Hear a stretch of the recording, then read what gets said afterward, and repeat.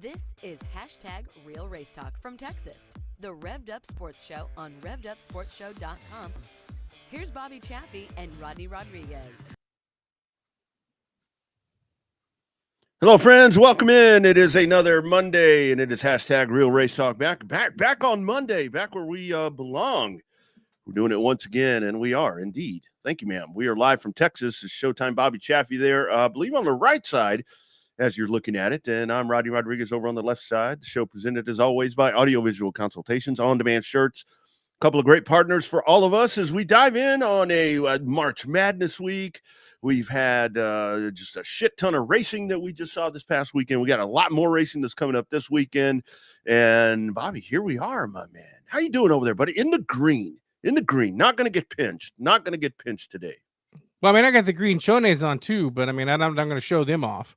Yeah. But I mean, I could on the show, but we don't need the ratings to go down, even though they could possibly go up if that happens. But I had a buddy where it was like the dude was kind of like me, always wearing black. And,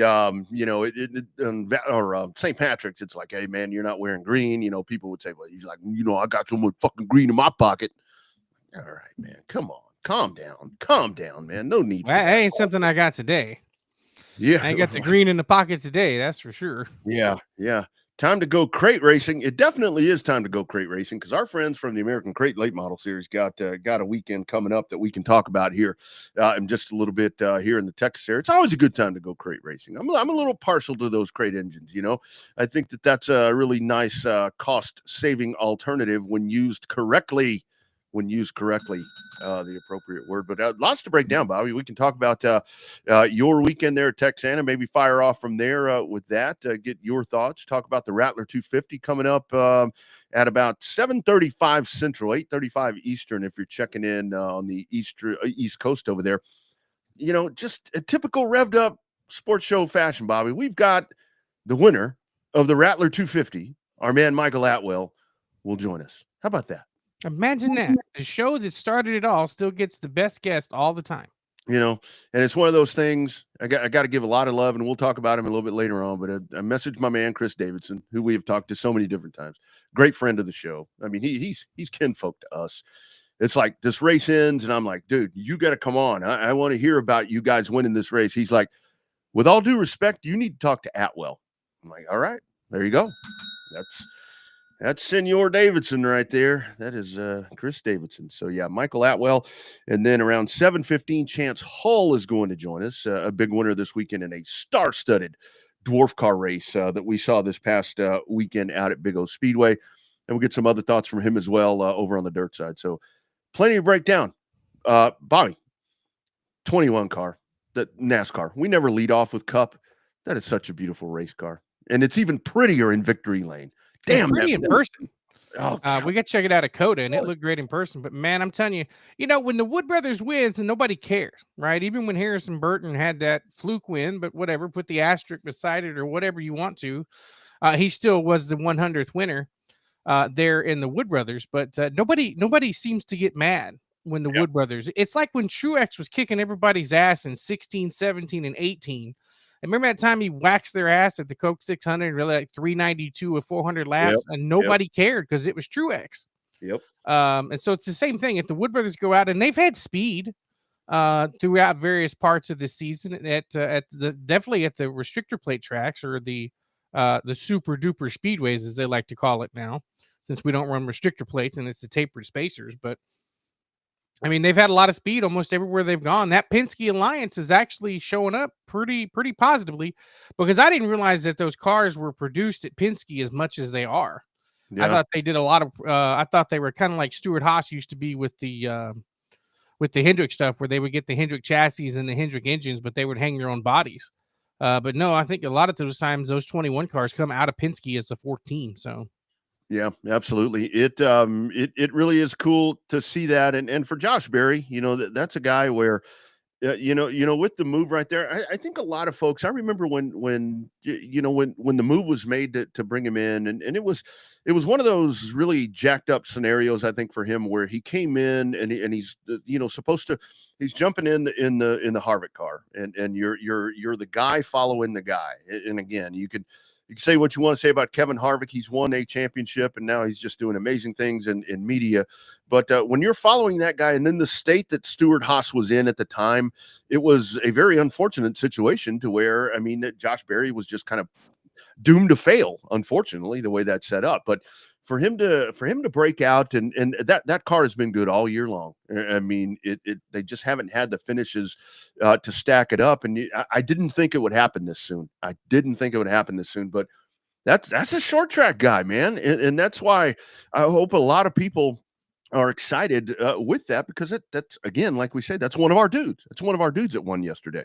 So what's the bigger win, Butterbean at Daytona or Josh Berry in Vegas? I think short trackers. I think probably the Butterbean, to be honest with you, because he's still more entrenched with, you still see him in cars, and you still see him in different places, to where Josh has kind of moved on, and now he's a Cup guy, and he's a solidified Cup guy, or has been, for a little bit. But just the fact right there, and I think kind of to that point right there, the other thing with this, because too, you can count right now the superlative drivers that you want to see on the Cup Series.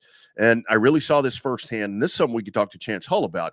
I saw it firsthand at the Chili Bowl, to where, look, Chris Bell and Kyle Larson. Those guys, those are homebred, badass race car drivers that are dirt car drivers that are dominating NASCAR right now. Bell a little bit more than Larson at the moment, but it tells you how that short track field still really is very important.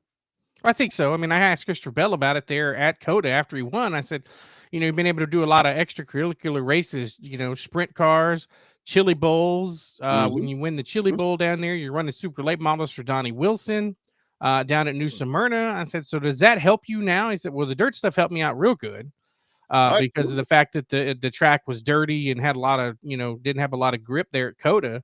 But it's got to be help. If it doesn't help, they're not going to do it.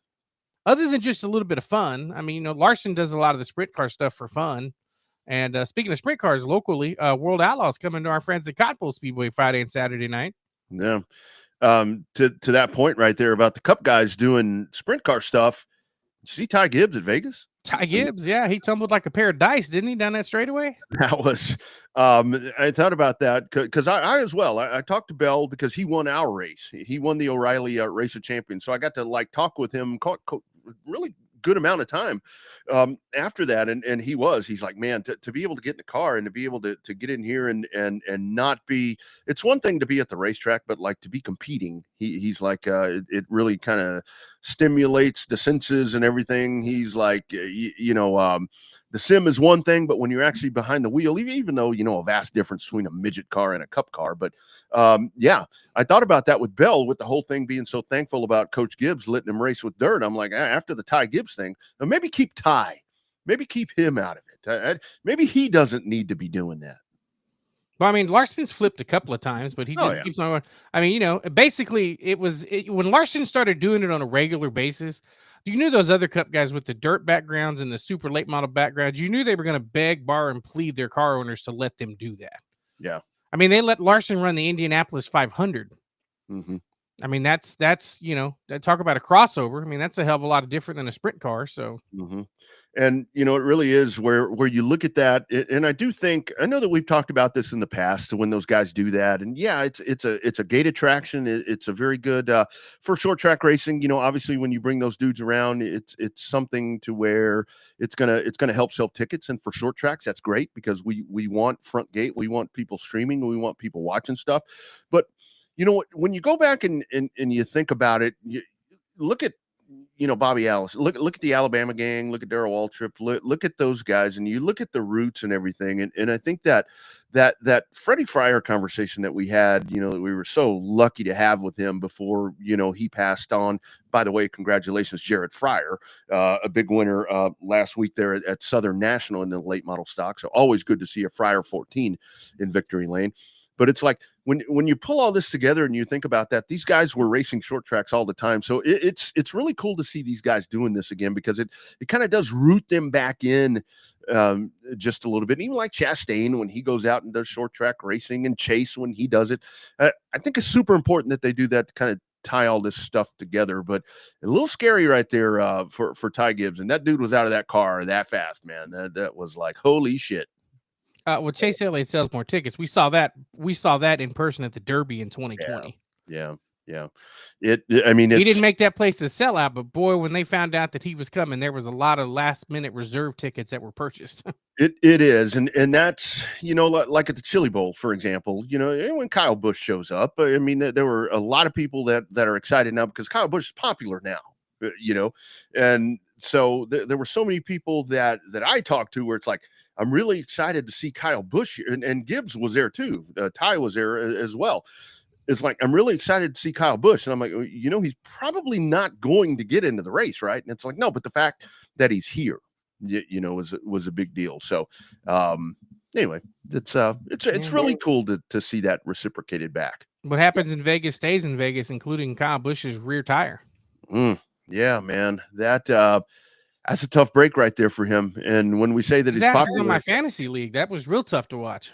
Oh man, that I had really high hopes for him because they've come out of the box pretty strong, but it just wasn't meant to be for them as those problems creep in again. And I really do want that 8 car to be competitive. I want Kyle Busch to be competitive because it's like when the Dallas Cowboys are good in the NFL and the Lakers are good and the Yankees are good in baseball, which, by the way, I'll be up at 5:00 in the morning tomorrow to watch the Cubs and the Dodgers in Japan. But it's when Kyle Busch is doing really, really good things in NASCAR Cup racing, that's good for business. That's really good for business. When your established stars are winning races and winning championships, that makes a big difference. Absolutely. Speaking of Vegas, in those high limits races that we saw, in the high limit race on Saturday, there's Corey Day, man. That dude is a shining star right there that has already been scooped up. He outruns Kyle Larson and Brad Sweet to win there in high limits at Las Vegas. And I think that was another scenario, wasn't it, with the Vegas track? That track hadn't had a lot of mileage on it, had it? And I know they were kind of struggling with some track prep to get that baby together, but damn good race right there. Corey Day, man, that's a wheel man. That is one hell of a wheel man. Yeah, it really is. I mean, I wonder who had more to say in that, Jeff Gordon or Kyle Larson, in terms of getting Corey Day signed, because he's going to run some truck races. He's going to run some of those Xfinity races. So in the 17, so it's he's kind of like Connor Zilic, just getting the best opportunity he has with the opportunity presented, and that's all you can ask for. Yeah, absolutely. Taking the most advantage of that for him. And then you mentioned World of Outlaws heading over to Cotton Bowl Speedway, and that I mean, it's just the World of Outlaws on that. You're working Saturday, aren't you? Or Friday and Saturday, both days. Nice. Well done. It is Gio the winner on Friday, and then on Saturday it is my man Buddy Kofoid, who is I think this is going to be the year for Buddy to be able to I guess you want to call it a little bit of a sophomore slump last year. I think he breaks out of that as they head over, and our man Sam Havertape, a great run for him. So that's going to be a star-studded show, man, and they just blaze around that place. They just blaze around Cotton Bowl Speedway. It's perfect. It's perfect for sprint cars. Totally perfect. The banking's just right. The length of the straightaway is just right, and it's gonna be a hell of a show. It could have been a few more cars signed up for the local stuff. I actually talked to Dalton Faulkner about it on Saturday down at Texana, and even he was a little disappointed that there wasn't more guys pre-registered to run that race there at Cotton Bowl. So Yeah. I think there's 16 and they were waiting for 24. So Well, and I think we're a little early. I mean, I think it's early in the year. You know, we saw that with the 37 race. I had higher aspirations that we were going to see more for the Jamie Campbell race.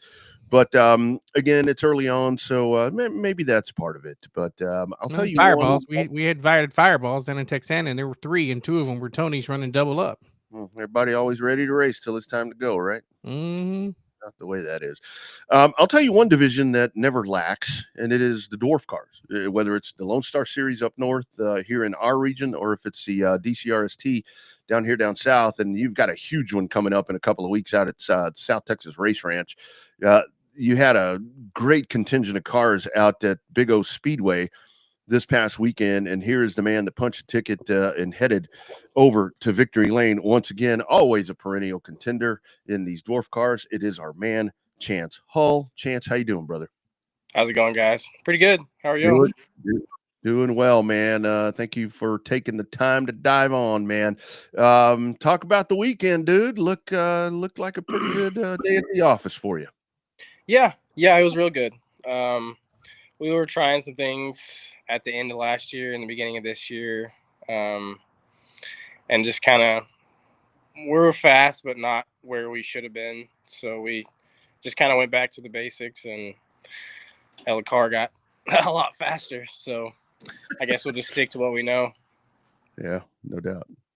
So, Chance, one thing that Rodney and I always talk about when we're announcing the races, especially the dwarf cars or mod lights or something along that same kind of platform, is that despite the size, these cars are full-blown badass race cars, right? You got the containment seats, you got the Hans, you got the big motors, you got the power to weight, you got everything. How hard is that to convey to people as a driver that when they say, "Oh, these little cars are cute," and you're like, "Well, they're cute, but they're badass machines." Like how hard is that for you to relay to just your average everyday race fan? Yeah, it's really hard.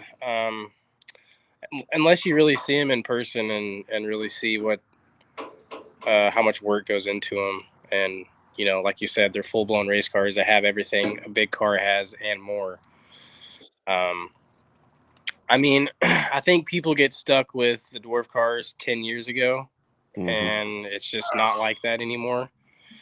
There's only a handful of classes that are quicker lap times than we are now.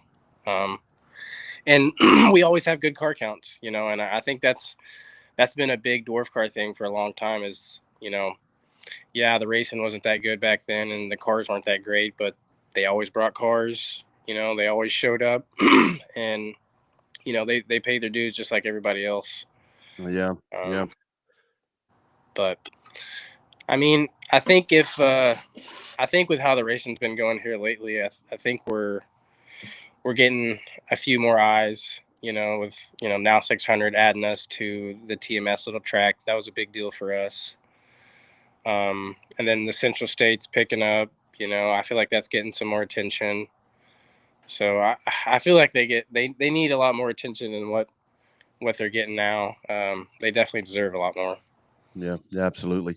Chance, haven't driven, those cars myself. I mean, talk to the point about when, like Bobby said, when people say they're cute, I mean, which they are. I mean, they look really badass. They're not cute. Yeah. They just look really cool. And there's never like a bad looking car. I mean, everybody that has one of these takes a lot of pride in what these cars look like. But talk about driving these things. I mean, people just don't get it. When I would try to explain to people, it's like you just don't understand the twitchiness of these things. And I know now you guys, with power steering and all the involvements that have happened, kind of talk about that part, man. And everything's right there at the foot, man. I always used to say, when I'm thinking about hitting the gas, the car is already taking off. Yeah. That's exactly right. There's a lot more power than what people realize, and everybody has the same reaction the first time that they drive them. It's like, holy shit, what the hell was that? I had no idea. And they're on decent tires, but I mean, you can't put a whole lot of the power down, not near what you need to. But they're a damn handful. I mean, to say the least. Like you said, with power steering, that's helped out a lot. But I've drove a whole lot of things, and a dwarf car is by far one of the hardest to drive, period. Absolutely. And that it's hard for people to like, oh, whatever, it's like, I'm telling you, I'm telling you right now, get in one and you'll see, but Yep. So how you said you want them to get the stuff that they deserve, the accolades and stuff like that. Is that growing with all of these, big multi-state races coming together? You got the big ones that run up in Kansas, you got a couple of big ones here, you got a big one coming up in Corpus in a couple of weeks. Is that just because it's the platform that you could kind of go? Are they kind of like an IMCA car where they can go anywhere? Are the rules kind of simplified, or you have to change from region to region to kind of run these big races? I think this year and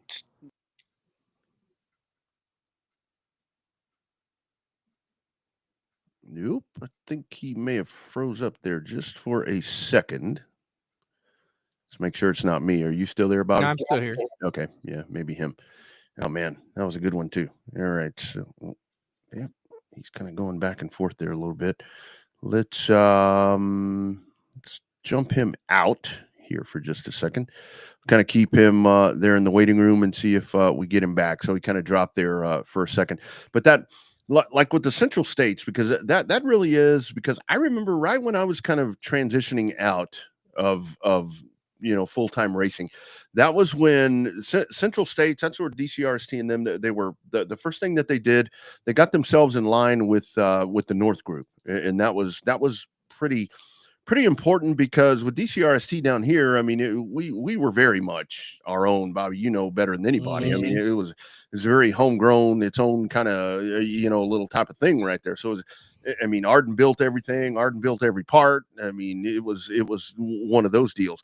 But then once they were able to align with the North Group, and then the Central States came to be, and Dwayne Groff, I think, is just so imperative in putting this together, to where they've been able to do that. And now you've got it, and the cars look a lot different, to where it's not the same old, kind of dwarf car that we used to talk about, the old Arizona dwarf car.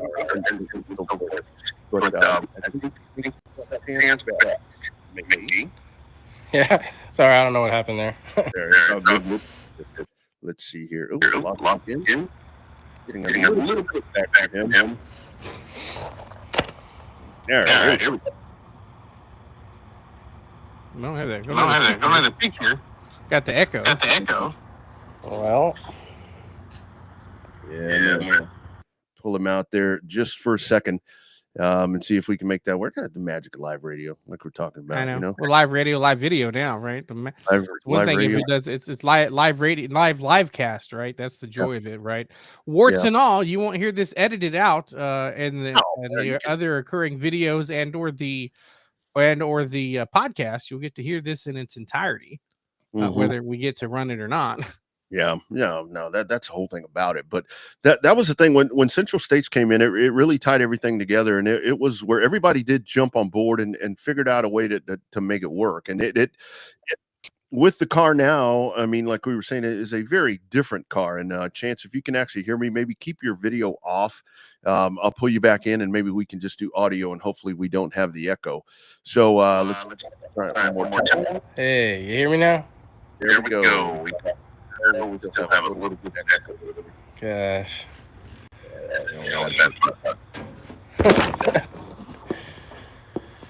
Wow.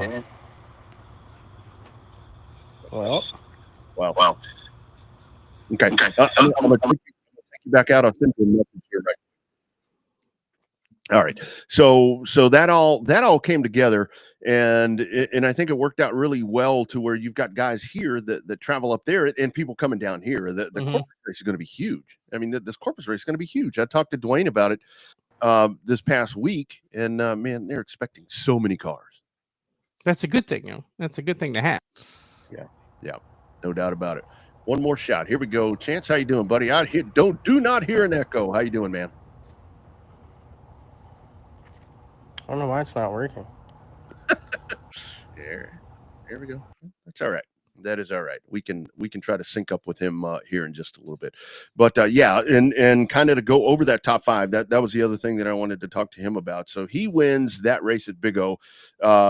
Jeff Patterson, Ryan Stoy, a hell of a drive over the weekend for him, as he had some issues, had some problems, able to get back on the podium. Brandon Spreen, and then you had I think it was Dylan Payne rounding out the top five. So pretty good show right there. When the dwarf cars come around, they're not going to lack. And I wanted to ask him, and maybe we can still figure out a way, maybe after Michael Atwell, to get back in touch with Chance. Because that dude has lived the Chili Bowl. He's done the Tulsa Shootout, and just to kind of talk about that, man, to get inside the mind of that, where we were talking about that event.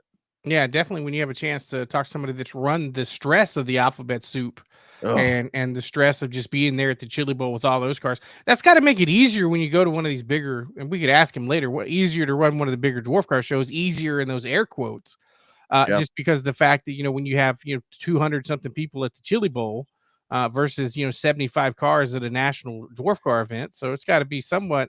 I mean, I would think it'd be slightly easier to go through 70 cars than it would be to go through, 200 cars.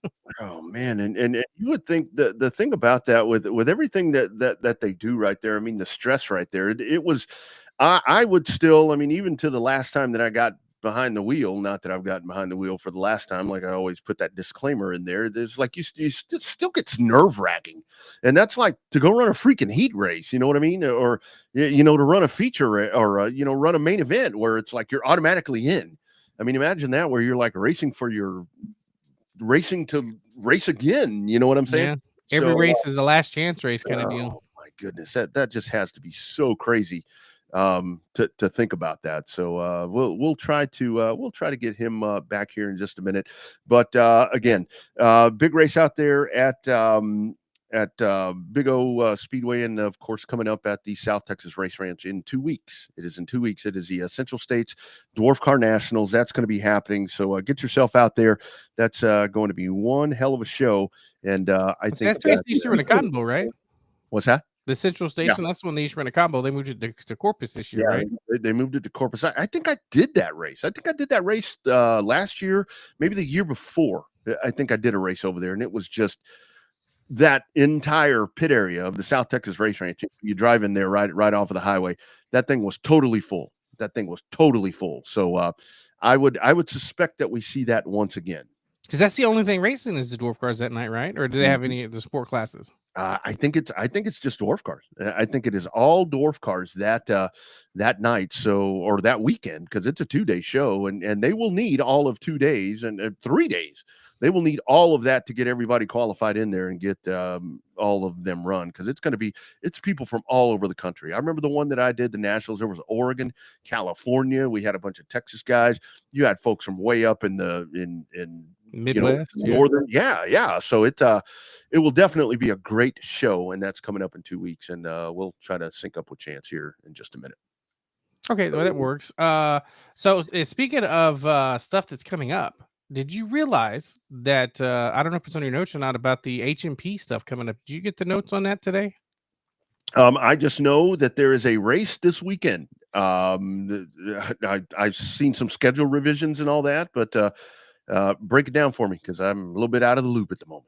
Oh, well, hell, I was going to ask you about it. I thought you were more in tune than I was. Oh, well. Since I'm doing World of Outlaws, all I know is congrats to the track, because it looks like almost every single class that's running at the Palace of Power this year has a title sponsor for the class. Oh yeah, I think I saw that. It that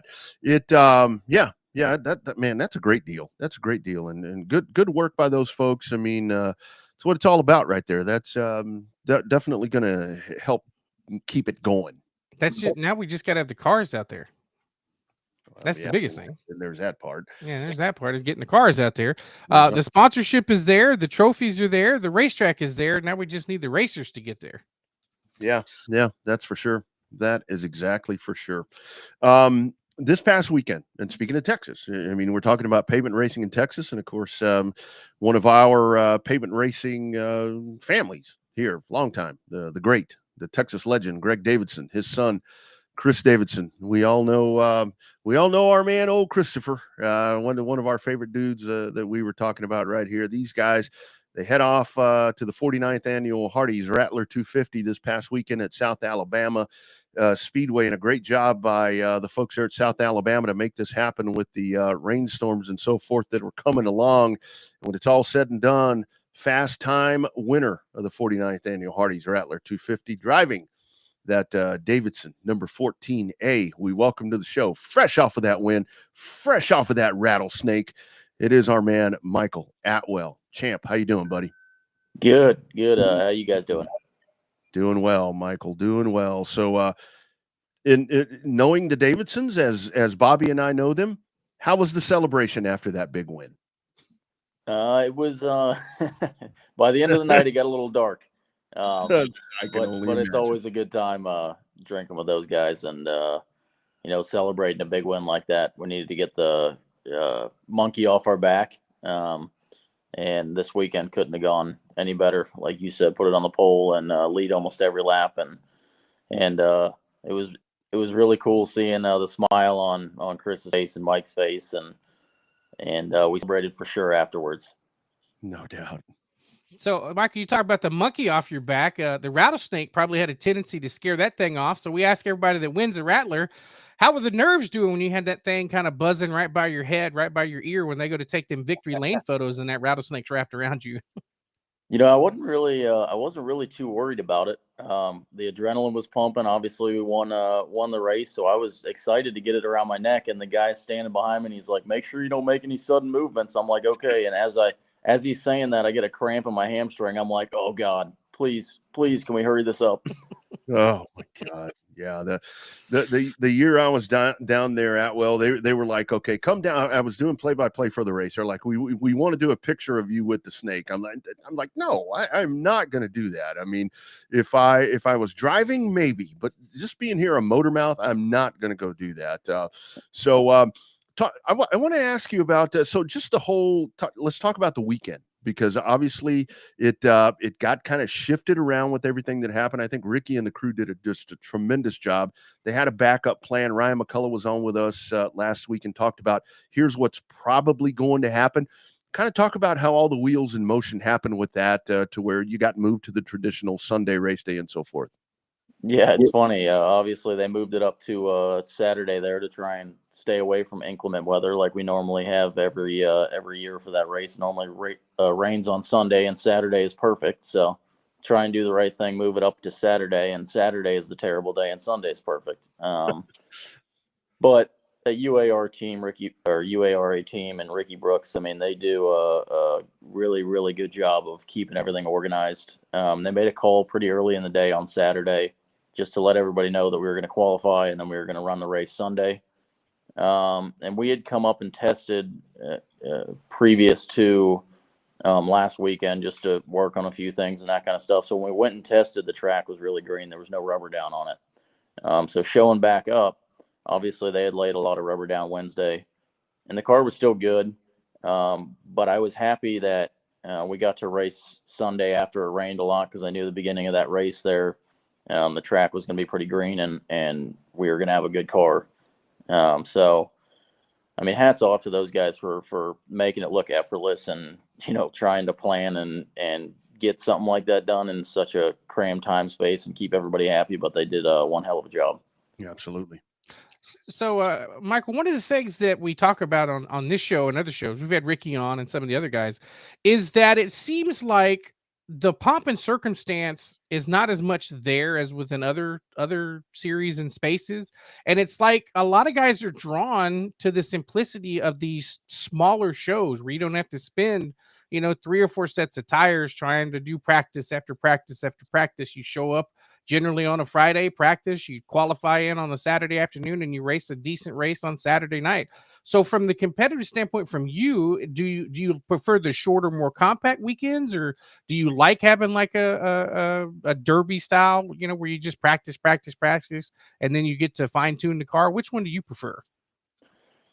I mean, I would much rather prefer a shorter weekend. Listen, we all got jobs, and it's tough going against these teams that all they do is race, because they can show up, Derby week, for instance, they can show up Monday, test, Tuesday, Wednesday, Thursday, Friday, and people that got to work to try and pay for the tire bill when we get there makes it a little more difficult. But I just think that the way that they organize the weekends and just trying to make sure that they're taking care of everybody. It's not what can you do for us? It's what can we do for you, which is great to see from a series like that. And it really, when we go race with the UARA bunch and with the American Racer tires and everybody, it just seems like a big family there. Everybody will help you out if you need some help or anything really. Yeah, I do love those shows. They do like a dinner and little gatherings to have all you guys together, and I think that's a really big thing. I do want to ask you, Michael, because I've talked to a lot of super late model drivers in my travels, and they're like, man, we like the half-mile tracks, and like Houston, for example, here in Texas. Bobby and I have been big proponents. We want something there. I've talked to a lot of guys, and it's like, well, we prefer the half miles and so forth, but something about that South Alabama track, man. Talk about that. That is one racy little bitch, isn't she? It is. There's no doubt about it. That place is fun. I've been there 3 or 4 times now for the Rattler, and we had a really good run going last year. Had some brake problems that took us out of the race, but it reminds me a lot of the racetracks we have in Florida. I mean, unless we're looking at Pensacola or New Smyrna, a lot of the tracks are 3/8 mile or smaller little bull rings, and you're up on the wheel the whole time. And that's how South Alabama is. I mean, you're getting after it every lap, and there's no time to relax. You got to stay mentally focused and make sure you hit your marks, especially Sunday there. Like every other Rattler during the day, track gets rubbered up, it gets super slick. I mean, if you miss your entry into one by a foot or 2 foot, the corner was out the window. Yeah. So Michael, but I went and. Oh, go ahead. Sorry. I was just going to say, I went in the first place I actually tested with Chris and Garvey, and then when I was in Chris's car was at Houston, and that place is pretty damn fun to get around too. Mm-hmm. Well, you almost stole my thunder there, because I was going to ask you, you're a Florida guy. Chris is obviously a Texas guy, runs all the Southeast races and stuff like that. How'd you guys get hooked up on that deal?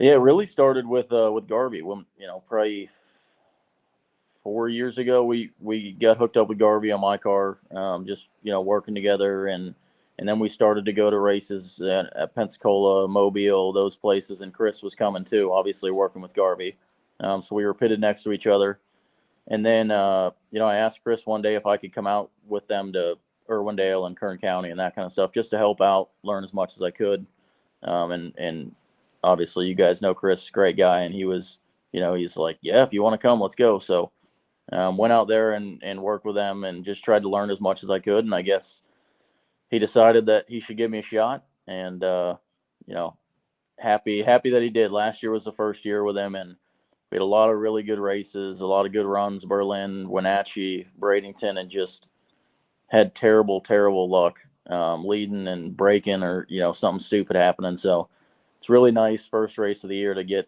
like I said, get the monkey off our back and see everybody smiling, everybody excited. No doubt about that. And kind of talk about the Mike Garvey edition right there. I mean, when I realized that Chris was going to, have that alliance there with Garvey, it's like, man, you add that experience and that savviness and all that, that's something right there. When you talk about a toolkit, it doesn't get much sharper than a $2 pistol than that dude right there. Yeah, there's no doubt. It's always nice being able to lean on him, lean on him for information and just stuff during the race. I mean, just minute things that he may say or make me think a different way about something is always great. And I think that's what's great about working with Chris and Mike is, we go out there practice and I can, tell them what the car's doing feel wise, and then we all can come up with our own ideas. Okay, how do we attack this? How do we, if we're tight on entry, how can we attack this? And we have 3 different ideas, and most of the time we meet in the middle, which is good. I think that helps us solve the problems faster when we're all up to speed and thinking about what's going on with the car. No doubt. So here's an interesting one. I don't want to put your nuts in a vice on this, and you can answer it however you want to, as much or as little as you want to. The current state of super late model racing, on paper, doesn't look like it's very unified. You're a competitor in the spectrum of this course of it. where is it? Is it too divided? Do you have to pick one side? Do you do both? I mean, talk about that a little bit. The state of super late model racing right now. It's definitely not unified. That's for sure. We've seen things in the past few weeks that have occurred between the series that just sit back and shake your head. It's like, what's the point of even releasing statements like that? It does no good for super late model racing. It changes nothing, except for we're basically trying to screw other programs. When it comes to running both series, I don't think that you have to choose one. I think it's more so, what you prefer. We were the end of last year. I thought we were really good on the American Racer tires, and I thought we had a really good package for the Hoosiers, the ST1s and ST2s. And then come to this year, and Hoosiers at it again, changing tires. So it's like throw the notebook out the window. We got to start from scratch again. So I like the fact that UARA, you know what you're going to get when you show up. You know that the tire is going to allow you to race, however many laps you want to go. You know that you can back off for 5 laps, cool them down, and go back after it. You know that you're going to show up and Ricky's going to have a good program going, and everybody's going to do their best to try and make you have an enjoyable time. And I'm not saying that the other series don't do that. It's a struggle when we have a tire company that keeps switching things up from, people complaining without asking the majority. They're asking a select few. And then also, I don't think it's good business to try and screw somebody else, another program out of races or try and back them to pole cars from one series, to the other. So, I mean, we plan on running some of the ASA races this year, but I think we're strictly or solely going to focus a lot of attention on the UARA this year. Yeah. And I think a lot of that also is, Michael, because it's like a lot of these events. I mean, it does come down to, and you mentioned tires and so forth. It comes down to tire selling events. I've always said, to where it's like whoever the tire guy is at X race, they're going to have a great weekend because it's practice. And like you guys were talking about, a very condensed show that alleviates a lot of stress for the race teams. And I think that your thoughts, maybe some of these things that happen in mandates and statements and so forth, they're forgetting about their customers, and that's you guys, the race teams. Yeah, no doubt. I mean, I always, after the race, if we're in victory lane or if we're in the top 3, I try and say thank you to the race fans, number one. Mm-hmm. But like you just said, these series, they're, customers are us and the people that come to watch us. So it's tough. The condensed schedule, I also think not just that it's cheaper, because you can still buy 4 sets of tires and fire them on every practice if you want to, right? But I think that the condensed schedule also, helps the teams that are more fluid, can work through their progressions faster, instead of giving everybody 5 days. I mean, yeah, listen, a big teams, if they unload and they're terrible, are going to be able to figure it out by day 5 if you give them 5 days to test. You know what I mean? Yeah. So I think that's another advantage to the shorter weekends, cost-wise, and you got to have all your ducks in a row. You got to have everything lined up to be able to get through the weekend fluidly and make the car as good as you can. That's right. So, Michael, a couple of times you mentioned the big teams, right? And we know who they are. Everybody knows who the big teams in Super Late Model are. Winning the Rattler is big, but is it more just a sense of self-gratification in addition to that winning feeling when you beat some of those bigger teams? And Chris has got a lot of resources, but with a smaller, more homegrown team versus the bigger teams. Yeah, there's no doubt. I don't know that I get a sense of gratification from beating those big teams, because we don't show up to the racetrack thinking that we're at a disadvantage. I mean, Chris, everything that's on that car is the best, the best of the best. It's basically, if there's something that we think is better, we're going to get it, right? But it's just, it's kind of sank in today, but it's more so just nice to see everybody smiling, everybody's happy. We're showing up to the racetrack to win races, not to prove that we're better than the bigger teams that spend more money. We're showing up to win races. So, standing on the door yesterday and giving everybody a hug after the race was was really cool, and hopefully we can repeat that a lot this year. No doubt about it. I'm sure you will. Lastly, Michael, so you obviously working here with the 14 team. Still anything that you're going to do this year with your team? Are you strictly with Davidson, or will you be? Will we see that 55? Does the 55 car race? Yeah, we ran it January at Cordell for their 10,000 win race. We won that, or not Cordell. Citrus County. We did run Cordell too, but we won the 10,000 win race at Citrus County before the Rattler. And we plan on running a lot of the Florida races at Citrus County, Auburndale. Definitely got to get to Auburndale because that's on the UARA schedule this year. So haven't been there in a couple of years. We got to build a notebook a little bit before we go into that weekend. But we definitely plan on running 10 or 12 races with my car this year. Absolutely. Good stuff, man. Congratulations on that drive, man, and thank you for jumping on with us, man. We always try to reach out, and we want the winners. We want them on Monday. It's a Winners Monday, and congratulations to you. Shake Chris's hand for us and tell him we'll see you guys down the road, I'm sure, somewhere. All right. Well, thank you guys for having me, and thanks for all you do for racing. I appreciate it. Thanks a lot, Michael. Take care, brother. Have a good night. You bet. Here he goes, Michael Atwell, winner of the Rattler 250. In dominating fashion, led 249 of 50. I kind of looked away at some point. I don't know what the one lap was. I didn't want to ask him about that, but near as I can tell, he led every lap of that race. He led every lap of that race. That was, I mean, that's one lick of an ass whooping, right? That you don't get. You got 249 whippings out of it, but who cares about that one? Because that ass is chapped by the time you get to 250, 249. Man, and that is so cool. I mean, that's cool for Chris. I mean, because Chris, they've done, and I think something that Michael said right there that I think people need to really take to heart when it comes to talking about Chris Davidson is that, like he said, if there's something that car needs, they're going to get the best. They will find the best whatever that car needs to make it fast. And to watch how Chris is kind of, Donnie Wilson, similar situation. Of course, Donnie on a little bit bigger scale, where he's at this point, because he's further into the car owning stuff. And not that Chris isn't going to drive anymore. I'm sure Chris will still drive. But the thing is, Chris is kind of that transitioning part. And I think this is that next step for Chris to where it's like, okay, now they've gone out and then they've gotten one of those big ass super late model races. And I think we're about to watch that 14A car there with Atwell. It's about to make some major moves right here this season. I think so. I mean, Chris has always been a fiery guy, right? And he loves to win. He loves to run up front. He likes to kick a lot of ass when he shows up at a racetrack. You get a driver with that same mentality. They answered a lot of the questions that we would ask Chris in the same manner. Yep. They have a lot of the same, at least to me, felt like the same personality. And that always helps when the owner and driver have a personality that clicks.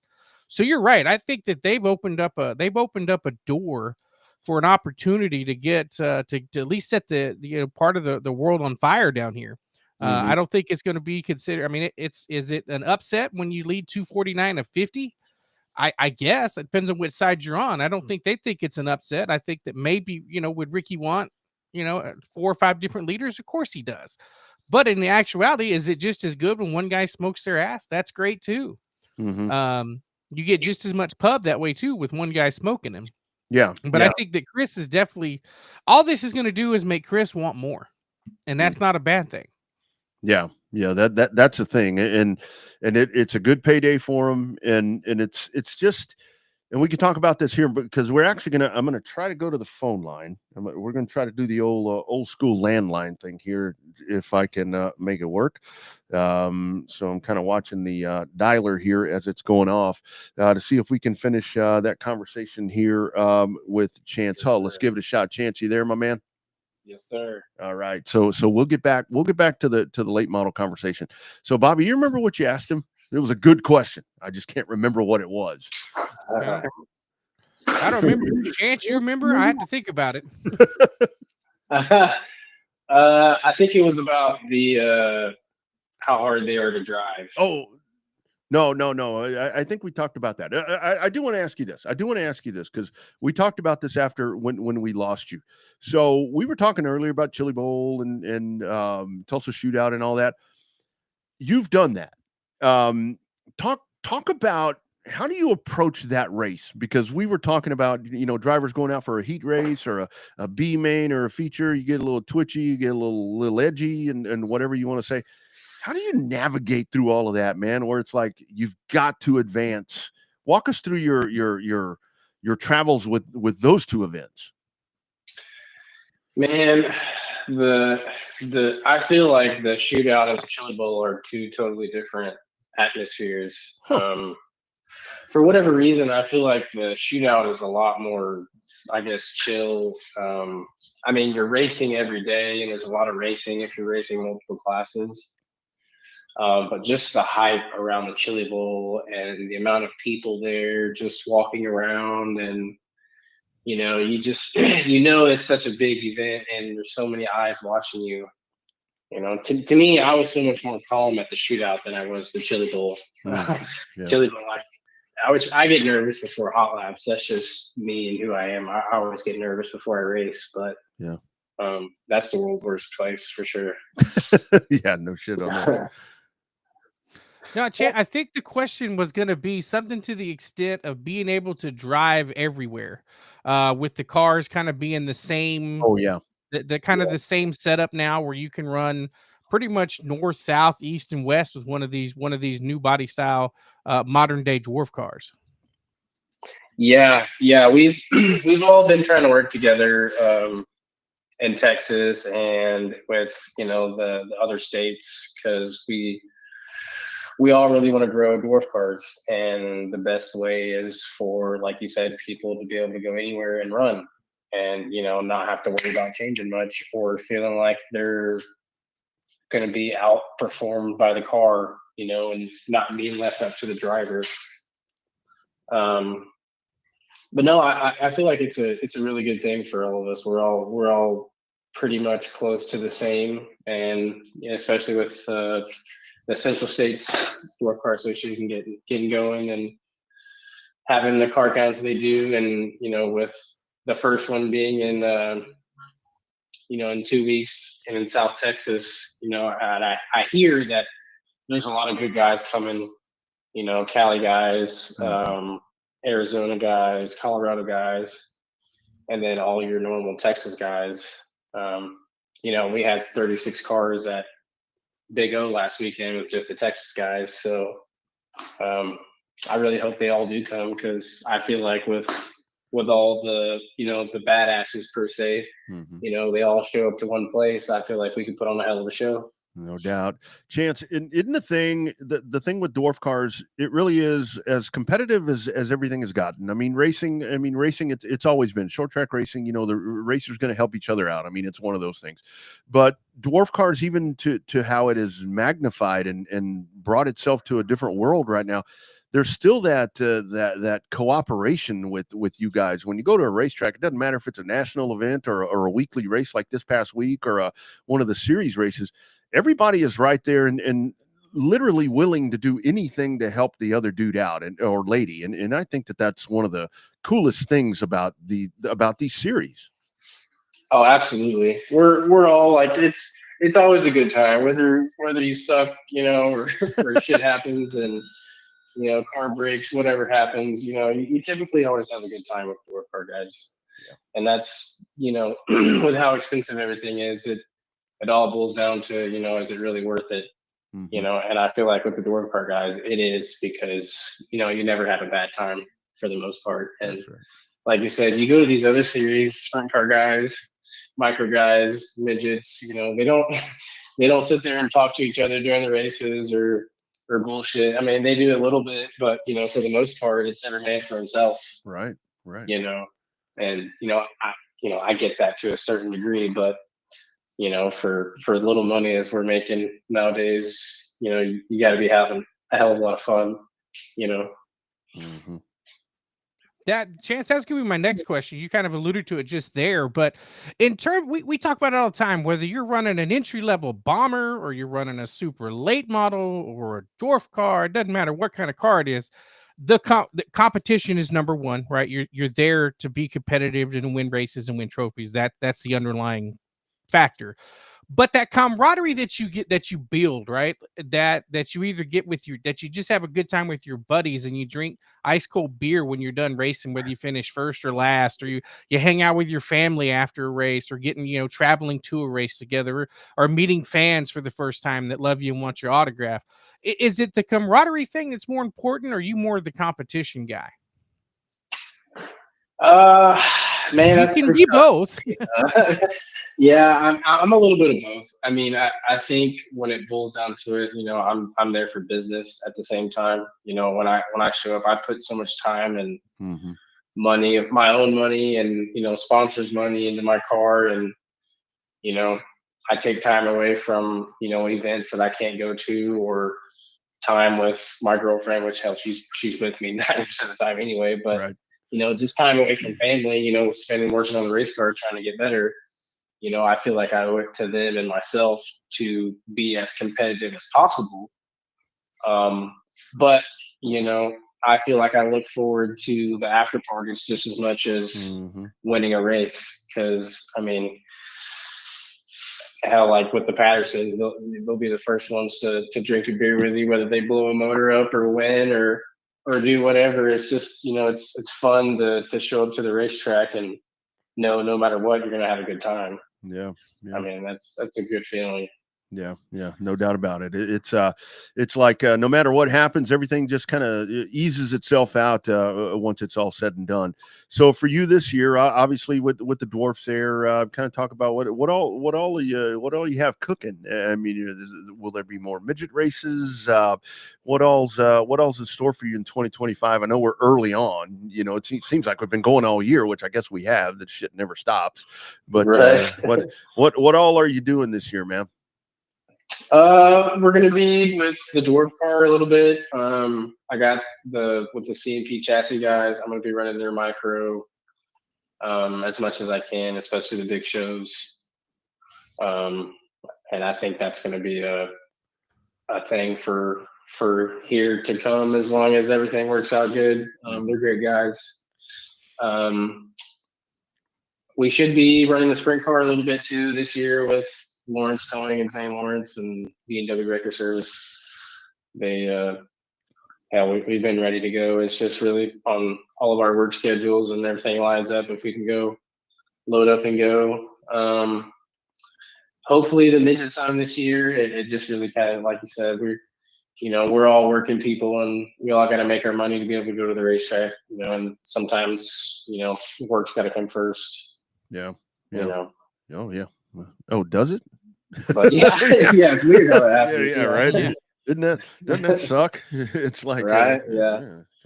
Spending money I don't have to beat people I don't like in front of people I don't know. That's the way of a racer right there. That's the truth. I mean, at the end of the day, we all spend our last dollar to come have 10 minutes of fun on the weekend. Isn't that crazy? So, yeah. I don't know if we're dumb or what, but it's fun, I guess. Straight facts, man. And that's a whole thing where it's like, there were times when Chance, we'd go out and race and, shit would happen and we'd get done for the night. And it's like, is this really fun? Cars all tore up, motors blown. And it's like, is this really fun? You know what? It is. It really is. Yeah. Yeah. Oh man, I've had some rough years to where halfway through the year, I've wanted to sell every damn thing I had because every time I showed up, something happened. But you just got to keep plugging away. Yeah, get pissed off and quit and show back up the next week anyway. No, that's It's crazy. That's the way that goes. Chance, man, thank you for being flexible and jumping back on. Went old school with the landline, but I think it worked out. Got it all done, dude. Great win this past week, and look forward to following you throughout 2025. We'll do this again soon, I'm sure. Hell yeah. Thank you guys very much. I appreciate it. All right, man. Take care. Bye-bye. You bet. There he goes. Chance Hall. Yeah. Isn't that the truth? It's like, you call this fun? Yeah, it's like, we're doing this for what? And the outsiders are like, what? Well, you run around in a circle for how much money and you spent how much money doing it? Yeah. It's like, don't you get dizzy? No, you don't. After story of my life, driving in circles. Yeah. You get dizzy after. Great conversation there with Chance Hull and with Michael Atwell. Just a couple of other notes right there. I did see, good to see the Rev. I think that I think there may have been some issues with them, track prep and so forth. But the weather was out of control. And I do want to touch, let's talk right quick, because I know that weather was an issue all across, Louisiana, obviously here in Texas. I kind of want to, I wasn't the happiest of, and I'll say this because I know that you work there with Texana. Saw a lot of folks beating up there about track prep and so forth. When you got 40, 35, 40 mile per hour winds blowing around, it's really hard to keep dust down. So need to kind of lighten up on that just a little bit. I didn't see a lot of it. But it was just the sense that it was even happening that just kind of rubbed me the wrong way a little bit. It seemed like it was a good night for you guys there at TRP. I think like anything else, you obviously would have liked to have seen more cars, but I think that we talked about the fireball thing. I want to give a shout out to the track, because I did see something on one of the posts from the racetrack where it said, I didn't have my fireball out there, but I'd like to maybe show up again. And the response from the track was, well, we don't know when we can have you again. I mean, yeah. When there's more go-kart kids showing up, 3 times as many go-kart kids as fireball guys, I mean, it makes you wonder what you want to have at the track. Right. Legit. Yeah. One legit fireball showed up. The other 2 were Tony and his 2 cars running 2 classes. Yeah. Well, and again, I know that's one of those things to where when you bring in a new class, it's like I see that a lot when a new class brings itself in. This is not a new class. I mean, there's a new class there. And I'll be real forthright. I don't know what the fireball count looked like at I guess they ran at the race ranch after I was done there. I don't know what the car counts were there or whatever, but it's one of those things. And that's I like the response from the track to where it's like, maybe it didn't work out. We've got a hobby stock class, and that was kind of my concern, where it's like you kind of already have that, but I totally get it where you kind of want to ride a little bit of that wave. And I think a lot of what Texana said was, we want to respect. I mean, that's 37's class. Look, man, there's no doubt about it. That is a I-37 class. Totally respecting that and don't want to take away from any of that, but you only took away one car, and I don't even know if that car came from 37. It was AJ Dancer, so it came from everywhere. No, it came from Red Rock. Yeah. That's a hybrid car. Yeah, that's a hybrid car. And no telling whose old car that used to be after he re-welds him and rebuilds him and reworks him. There's no telling. He's actually going to run Cotton Bowl with the factory stock. So, oh my God, I see that guy everywhere. Every event that I've been, I swear, it's like every time I turn around. I actually saw him. I saw him and Brenda at Coda, and they weren't working. They were like fanning. And that's they were unusual for Brenda. Yeah, they were like, we don't know what to do. They're just kind of walking around, and I'm in a different element over there myself in the fan zone, and I'm like, I don't really know what I'm doing either. So, yeah. So I mean, whatever. But talk about the winner in the limited modified. That's a new dude, isn't it? Was that he's getting some help from Lawrence. Okay, well there you go. And they were starting out with an E-mod, and they decided they wanted to go limited racing. So Lawrence helped him out, and that guy got a chance to win. And first win always feels pretty special and pretty cool. So he was it wasn't necessarily speechless, but he was very, very very happy that he won. Mm-hmm. Yeah, absolutely. No, that's a great thing. I mean, that's a very good thing there. Yeah, it looked like a good night, and yeah, just it's one the guy that flipped, Tim Thompson. Oh yeah, and our friends at Race On nailed that video. They followed my lead and actually caught the flip and everything. Almost perfect. And I joked in the pit. Somebody showed me the video. I was like, oh, damn, that's awesome. I got it right. And then the guy that flipped, Tim Thompson, was like, yeah, gee, thanks. I'm like, oh, I mean, it's great for me. It sucks for you. Yeah. And ironically, one of their kids did a 360 flip in one of the go-kart classes. So nice. It was a rough night for white number 95 cars.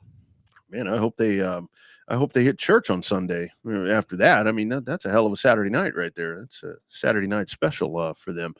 But yeah, so you guys, I guess April 12th next. April 12th with the trucks, and then April 26th with stems. Yeah. Yeah, it's gonna be a couple of good shows right there. Cotton Bowl debuts, of course. We are partners there with Cotton Bowl Speedway, and we could be a partner track for you as well. Just reach out to us on the socials or at revvedupsportshow@gmail.com. We get you something put together right there. We talked about, we had Donnie Ship on here a few weeks back, about a month and a half ago. The American Crate Late Model Series. You've got the Battle of the Crates coming up Friday night at Sabine, and then Saturday at Boot Hill. That's a couple of good back-to-back shows right there. I don't know what weather looks like. I've kind of just quit looking at weather around here, but man, that's I think that's going to be some pretty healthy, fat late model shows coming up this weekend as American Crate Late Model Series fires off. Well, the good news, weather looks perfect here for the World of Outlaws at Cotton Bowl, so that's good news. I saw that earlier. I actually watched the weather at 6:15. In terms of weather over there, I hadn't watched that either. But the one thing that we've noticed is you could tell a lot of an event if it's going to be successful or not by the amount of pub you see on social media about an event. And there is a lot of pub about that those late model races coming up this weekend. Yeah. A lot of people getting love. Apology. There you go. I told you somebody'd see the dog. No. I've got like multiple monitors going on around here. Yeah, let's take a look. Let's pull that up right there. Your dog scratching his butt. No, there it is. Right. I told you somebody'd see the dog. That's what the show does to people. It's like it just kind of makes you scratch. I don't know if it's some of the takes get a little bit uneasy or a lot of people just turn it off. But it he's back there having a good time himself now. So yeah, well, hey, I ain't gonna lie. If I could do that, I'd probably do it too. You know what I mean? I just the dog is back. Normally, my better half actually watches the dog during the show because he likes to come into the man cave and chill out with me when I'm doing shows or watch TV or working on the computer. She's actually at the Austin Rodeo this evening watching Gary Allen. Gary Allen. Yeah, and she's like, "Do I know any Gary Allen songs?" I'm like, "You will when you hear them." Oh yeah. Did he sing Laredo? Is that Gary Allen? No, he did that. Cagle. That's Chris Cagle. Yeah, that one. The plane right where I need to be is one of the ones that he sings. Yeah. He's got a couple other, like when we went to Joe Diffie, you'll hear a couple of songs. Oh, I didn't realize this was a Gary Allen song. I can see. Yeah, that's a good one. Yeah. Gary Allen. Yeah, I like that dude. I like that one. Not to be confused with Gary Morris. That's 80s country. I think that dude's still around. Austin Rodeo is kind of, well, I have friends that are a part of that, so it's kind of lost a little bit of sizzle. It seems like. Well, it's hard when you go head to head against the Houston Rodeo. Yeah, I know. Did you see the other night the video when the video board went out? Yeah, and it was like the Journey song that I'm sick and tired. Yeah, Don't Stop Believing. Or no. Yeah, it was Don't Stop Believing. Yeah. I was like, and the lights went out and the crowd kept singing for like 45 seconds so they realized something was wrong. Just kept on singing. That new Journey, that's pretty good. That dude that took over, that dude is good. We heard him, and it sounds just like Steve Perry. I mean, that's really good. I'm not the biggest fan of when folks swoop in and kind of take somebody else's place, but they got a good, and like Steve Perry like endorses it. He's like, this guy is good. This guy sounds like me. That the lights just shut off. I'm like, oh man, Super Bowl all over again, Houston. That's right. Yep. But I don't know, dude. Like the amount of pub that late model race is getting already with some of the competitors. Yeah. That you see comment on, hey, we're coming, we're ready, and all that. So that's a good thing to have for any event when you have a chance to get extra people there. So that's good. I mean, races season getting started. They got the Enduro coming up there at Arclitech, so that one's going to be a pretty good show. Talked to Dalton Faulkner about that. And got Houston coming up, and so like we said a couple of weeks ago, we said racing season was here. Now it's here. I mean, when you got all the tracks running and everything ready to rock and roll, and tempers flaring already, and cars flipping, and drivers flipping out, like it's here. Yeah, Yeah, just kind of some other noteworthy stuff here before we check out from the weekend, because it really was a full weekend. Texarkana 67 Speedway, the modifieds, Chris Hennigan, another win there for him. You had Sabine on Friday night, and the limited modifieds, Tracy Denby, with a big win there. Hunt County factory stock race here, Rowdy Day goes to victory lane, and it's just you see it all accumulating right here. And we do want to give a big Revved Up Sports Show way to go to our man Tristan Pena, who we had on here last week talking about his debut at Kern County. They go off and he qualified fifth in that race. They had some issues with the race car. Car got away from him a little bit with handling and so forth.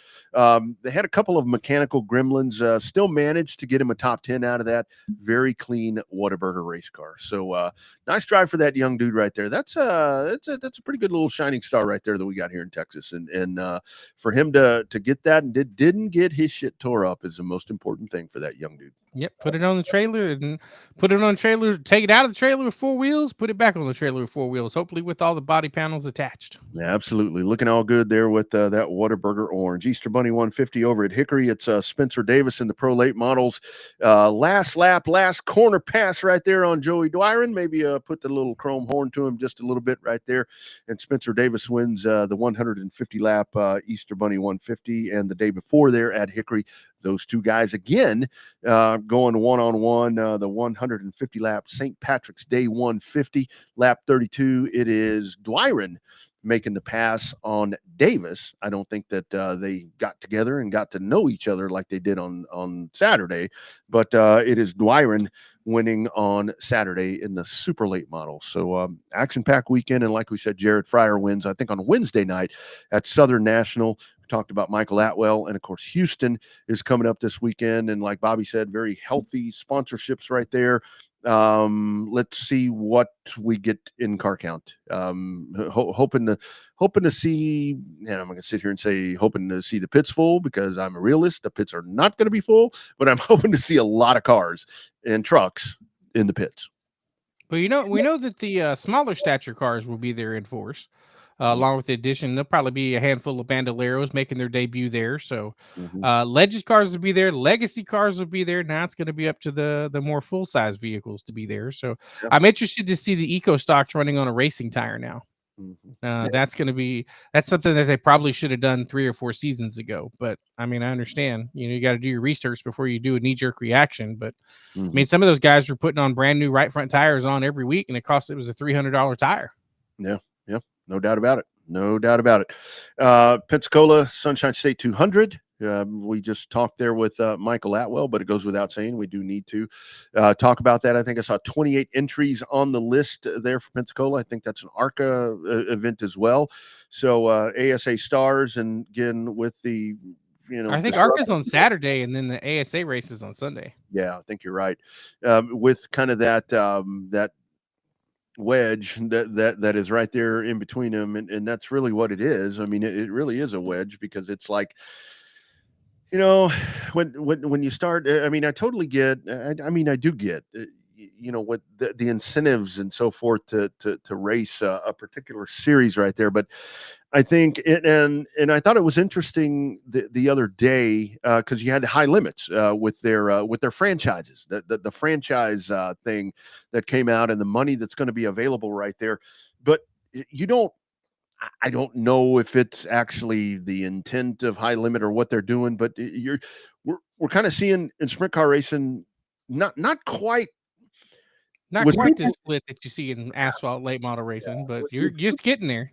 With super late model racing, asphalt super late racing, Bobby, it just seems personal.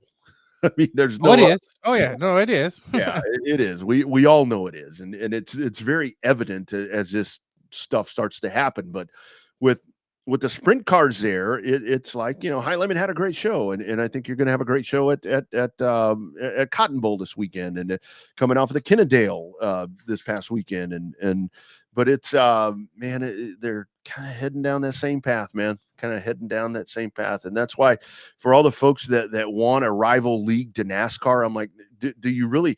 you may not be a fan of NASCAR, but do you really want to like destroy it? Do you want to go down the IndyCar road? Do you want to go down the kart road, the Champ Car road? Is that really what you want to do?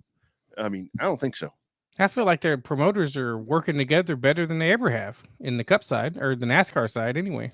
I think so too, and I think the fact that they are embracing, short track racing, a little bit. One other thing that, right quick, that Josh Berry was talking about yesterday, the burnout thing became a question, and I think he did do a little bit of a burnout at the end, maybe did a couple of spins at the end, but got some sound. Josh Berry on why he wasn't totally acting a fool there at the end of that race. Think back of nights, Saturday night short track racing that we would, do that type of celebration, right? Because you couldn't, blow the quarter panels up, you couldn't blow the motor, you couldn't tear the car all to hell after the race, and that's just what I wanted to do, right? Like I don't know, it's just kind of who I am. I did a little bit of one at the end there, just kind of spun around a couple of times, but that's just who I am as a person, right? Like I've spent my whole life working on my own race cars and building race cars, and got my ass chewed a couple of times for doing burnouts when I shouldn't and tore stuff up. And, I just wanted to soak in the moment. I mean, I think that's the biggest thing, really, I could have pulled down there and done a big burnout and got out, but I wanted to enjoy it, right? I didn't care how long it took. Like I wanted to go down there and turn around backwards and just have a moment to reflect on that, because it's Ain't nothing wrong with that, right? No. I like that. What is it Dale Lemon told Ryan Blaney when the jockey wins the Kentucky Derby, he don't go out and beat the shit out of the horse? Yeah. Burnouts are cool, but I think they're just a little, it's a lot, right? I mean, I don't know. I'm old. Same thing like what Barry's talking about. I mean, if I'd have gone out there and if I won a race and I went out there and was spinning around and blew the tires out of that car, they would have shot me in the pits. My family, like, what are you doing? We need those for next week. So anyway, End of the season championship win. Oh, That's a little different. Different. Celebrate the hell out of that thing. That's totally something else, especially if you're on Hoosiers, because they're going to change the compound anyway. But that's a whole different discussion. Also, did want to you mentioned this last week, and again, this is the last one. I'm sorry. You mentioned this comment last week to our friend Amanda Busick. Yeah, so I should be talking about that run right now, but really, for me, I got to call Fox Sports. All winter long we heard about the fastest motorsports on the planet, and I was a little confused because I didn't see that PPG Mustang when I saw that ad, and I didn't see that Croc car over there, and the truth is, it's an insult to our fans and to the drivers for Fox to go on TV and say the fastest motorsports in the world, and it's IndyCar? Come on now. All right, whatever at the end. But here's the whole thing with that. And this is not. And if you're going to be mad, it's at the Rodney R. Don't be mad at Bobby. I know it's 340 miles per hour. Yeah, 339, 340, right in there. Yeah, something like that. But it's like for. I mean, and I say this with the most respect. It's for like 4 seconds. I mean, IndyCar. I mean, I'm sorry. The Indy cars at Indianapolis, that shit, that is the fastest, I think. I mean, I get his point. And I get him lobbying for NHRA because they are kind of the ones left out here. They are kind of the ones that are shit on in this whole deal. But I get the frustration, but IndyCar really is the fastest, in my opinion. I may be wrong. No, fastest circle track. I mean, never know what they're. I mean, NASCAR could be just as upset about, talking about Indy cars being when the only place that they're usually a little faster there is, I mean, they used to run 210 at Texas before they quit going there and before they started making the aero package to slow them down. I think they were going 200 miles an hour when Kenny Breck popped the fence down there in turn 3. Yeah.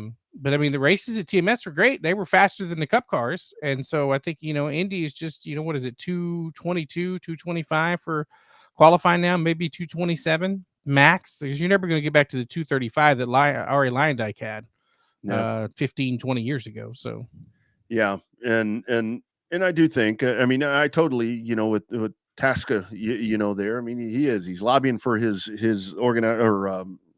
series because it is, they're kind of left out of that thing. And NHRA, I mean, it really does come down to that, to where they are in a tough situation, because they're kind of stuck in there now, because it is. You are inundated with IndyCar.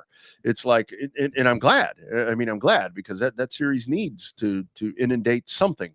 So it's like when you watch a cup race, and I mean, boom, there it is. There's Indy. There's the Indy 500. There's everything that's going to happen right there. So I like that, but I do feel for NHRA, to where I wish that they could be like ESPN or somewhere else, to where they can get out of that, because Yeah, but when they're on ESPN, they're on at midnight. I know.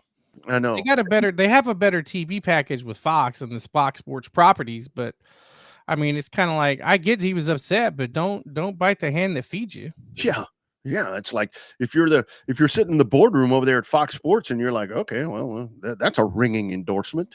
Yeah, like that was the most hyped, highly viewed racing motorsports social media clip of the week right there.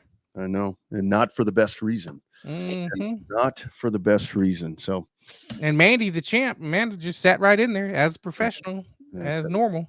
That girl right there. That is a cream of the crop. That is one hell of a journalist right there. Amanda Busick. That day I called to interview her, and she's like, I'm sitting on my parents' porch. You got time to talk? I'm like, about what? She's like, life. Okay. So yeah, super cool right there. She is one of the best, and there are lots of them. Fun show tonight, man. Back on a Monday, 8:20. Here we are. You know, Monday's all right. Still works out good, doesn't it? I mean, it works. It works. I mean, the dog's a little tired now from licking his ass the whole show, so he looks a little tired now. But tongue is raw. Yeah, raw.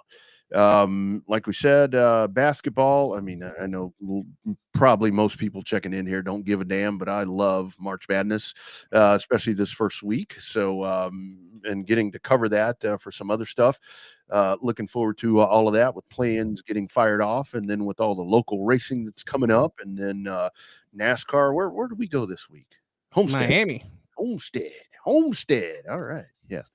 Good stuff right there. You get a new sense of March Madness when you go to Vegas during March Madness. Oh man, it is fun. Like you'll be sitting there and you'll hear somebody scream and holler like somebody just shot their dog. Yeah, and you think it's somebody losing at a slot machine. It's some guy that just lost his ass in the sports book because the team that he just bet his allowance on just got beat. Oh hell, you can do that at home. I mean, it's like, you sit there and you watch that, and it's. I don't know why, for me, it's always the Thursday coming up is that first really electric day, to where I try to, if at all possible, just try to put everything off that I can to just sit there and watch teams that I have no knowledge about, and just sit there and kind of wait for the dominoes start to fall. And for me, it's, the NBA. I know we've had discussions on here. I mean, the NBA, I don't really, I'll tune in for the finals. I mean, I think it's all pretty whatever the case is, but college basketball, just kind of like college football, it's exciting, and these tournament games and sleepers and Cinderellas and who gets in, who doesn't, it just kind of adds a lot of fun. It's just a lot of fun, and that's where the weirdest part for me is when you walk around and you see people and they've got a bracket in their hand. They're carrying a bracket in their hand, and they have no clue anything about basketball. They know that a basketball bounces. That's about all they know, but they filled out a bracket. That's right. Pretty cool. Does TSU do anyone? I need to do one. There is one. There is one on the Texas Sports Unfiltered. You can look on the Facebook page. You can look on the Twitter page. It's pinned up at the top at TS Unfiltered. And you can join that. I think it's hovering somewhere around 60 right now, folks that are already a part of that. And you get to go against all the hosts, and I think you win a prize. That's right. I mean, TSU is a proud partner of us in this show. So absolutely. So be sure and join that, and you might walk away with something cool. All right, man. Rest of the week, you've got Cotton Bowl. Going racing this weekend. I am not. I've got work obligations, so I will not be anywhere this weekend, as I usually probably won't this year. So just looking forward to be able to follow along. Friday night got Cotton Bowl with the factory stocks, and then Saturday night have Cotton Bowl again with the World of Outlaws for the limited modified. So there you go. Looking forward to seeing all our friends out at Cotton Bowl. You'll still see, you don't see as many during World of Outlaw week as you do on a regular weekly show when we show up there. But be nice to see H and Marianne and some of the familiar, friendly faces that we get to see. So yeah, there you go. Oh, you know what? Before we go, we would be remiss without publicly talking about our good friend Doug Rollo. Friend of the show, finally lost his battle against cancer. I believe it was Saturday morning. I think so. Doug, one of the true good guys in racing, so underappreciated for what he tried to do to promote the sport. If you want to go back and listen to a really good interview, listen to our interview with Doug Rollo there in the archives. Truly, truly underappreciated guy, and kind of a sad day in racing when Patty announced that he had passed. So rough patch here the last couple of months for Doug. So it's glad to see he's no longer in pain and gone to the better side. So yeah, Doug, it's one of those things when you look back to all the great people that we've gotten to talk to over the years here on the program and the duration that we've been doing this. It's like you go back and you think about Doug was one of those guys that was doing stuff before we had all this technology. I mean, imagine Doug Rollo, back in the late 90s, early 2000s.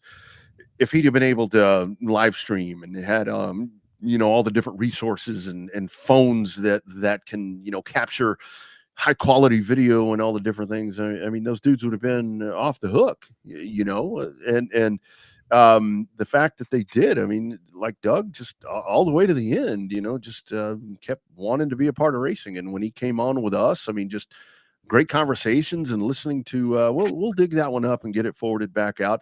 But it's guys like that and ladies that just countless contributions that may go untold and unappreciated. But rest in peace to our man right there. Is a hell of a run and did a lot for the sport. Yeah, he did. One of the true good guys in racing. That's what you don't get to say that about a lot of people. But definitely one of the true good guys in racing. So he'll be a void that's going to be kind of hard to fill. So always had the best interests of the sport in mind, and that was something that was really, really cool. I talked last week, right quick. Jay Hallis had sent me over some results from I-37. If you guys have race results, we can get them from My Race Pass. And again, big thanks to My Race Pass. Great. Friends of ours that really make life easy. But revvedupsportsshow@gmail.com. If you have press releases, all of those different things right there, you can send those over to us in advance. I mean, we can get them from My Race Pass as well. But anything that you may have for events that are coming up or something that you need to promote on the show, let us know. We're not just talking about Texas. We're talking about around the country. This is a national reach on the program. So let us know, and we would love to help you promote those. All right, my man. It looks like we will, I guess, do it again next Monday. Looks like it, yeah. As long as everything stays on course, looks like we'll be ready that way. That's it. 7 o'clock Eastern, or 7 o'clock Central, 8 o'clock Eastern. He is Showtime Bobby Chaffee down in the southern part of Central Texas. I'm Rodney Rodriguez up in the northern part of Central Texas. Winds are going to continue to blow. Don't be out there dragging your trailer chains. Don't be out there burning trash. Don't do all that. We got enough fires. Man, the other day I was driving to Houston. Man, it was like orange. Yeah, it was raining. Ashes were falling in Austin. It looked like snowflakes. Oh my God, just out of control. Don't do silly things. All right, guys, we're back next Monday. We'll do it again. # Real Race Talk, the original. We are from Texas. It is the Revved Up Sports Show. Y'all have a great week.